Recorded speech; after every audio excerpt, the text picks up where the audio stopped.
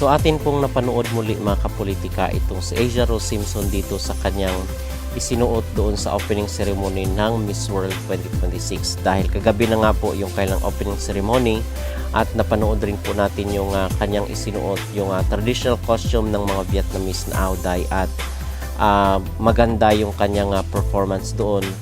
At may mga nagtatanong, nagsasabi kasi bakit hindi daw isinuot ni Asia Rose yung kanyang salakot or yung kanyang sa ulo mga kapolitika. So ang sabi naman ng ating mga netizen ay baka strategy daw ito ni Asia Rose kasi meron namang ibang mga contestant doon na na hindi nila sinuot yung kanilang salakot. At sabi daw is ito daw ay mahalaga daw kasi ito sa tradisyon ng mga Vietnamese. Bakit na miss pa daw ni Asia Rose yung isa sa mga pinaka-importanting gawin niya dito sa kanyang pagrampa, dala-dala yung suot ng isang traditional costume ng mga Vietnamese. So na-miss daw ni Asia yung kanyang salakot at isa daw yun sa mga mahalagang bahagi ng kultura ng mga Vietnamese. So bibigyan natin ng ating reaksyon at ng ating opinion mga kapolitika itong sinasabi ng ating mga netizen.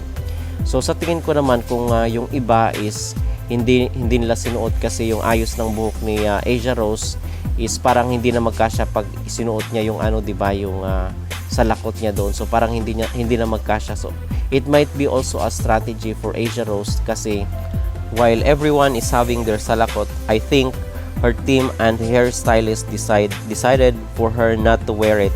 So she twirl and the salakot will not fit with the hair. So I agree dito sa comment ng ating netizen kung saan is hindi na talaga mag-fit doon sa kanyang ulo pag meron pa siyang salakot at umikot kasi siya doon mga kapolitika. So in my own personal opinion is walang problema doon sa hindi pagsusuot ni Asia Rose dito sa salakot na traditional, isa sa mga traditional na kultura ng mga Vietnamese.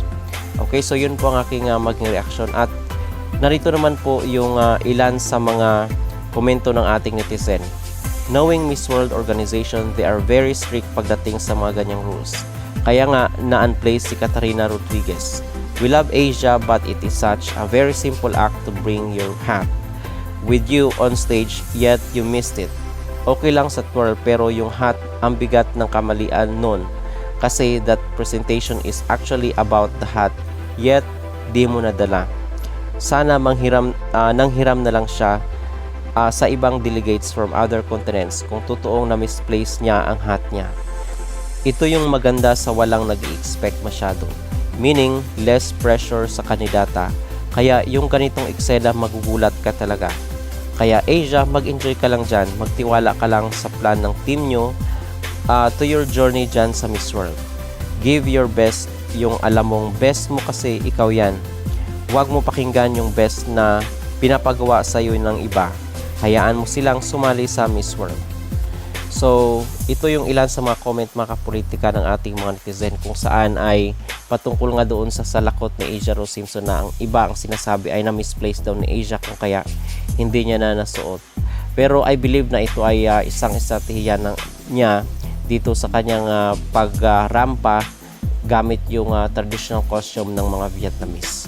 Okay, so para sa akin is hayaan na lang po natin itong si Asia na mag-perform mga kapolitika dito sa mga ganap sa mga activities. At tama yung sinasabi ng ating mga netizen, huwag tayong masyadong mag-expect. We support her pero huwag tayong mag-expect kasi alam naman po natin yung kalakaran rin sa Miss World ay meron ring luto-luto itong beauty pageant competition na ito. At ang pinaka-importante talaga din dito is i-enjoy na lang ni Asia Rose yung competition whether manalo or matalo man siya, okay? Kasi we personally believe naman na whether we like it or not, kung talagang para sa kanya yung corona ay mapapasa kanya talaga yon mga kapolitika. Okay, dahil alam naman natin dito sa Miss World ay meron ring cooking itong beauty pageant competition na ito. Minsan nakikipag-deal rin po si Julia Morley dito sa mga outcome ng competition. Okay, so yun po ang ating update at dito sa isinuot ni Asia Rose ay maganda mga kapolitika yung purple na gown ng kanyang isinuot at we are hoping na sa mga susunod na activities is mas pasabog pa ang kanyang isusuot. At nakunan rin po pala ng video itong si Vietnam, itong pambato ng Vietnam, kung saan is tinutulungan niya itong si Asia Rose. So doon ito sa pagsusuot niya ng kanyang purple gown, at marami ang mga netizen na touch dito sa kabaitan ng pambato ng Vietnam na si Nguyen. Okay, at yun mga kapolitika ang ating pinaka-latest na update ngayon dito sa Miss World 2026 na ginaganap sa bansang Vietnam. So ang score ko dito kay Asia Rose sa kanyang purple gown is 9/10.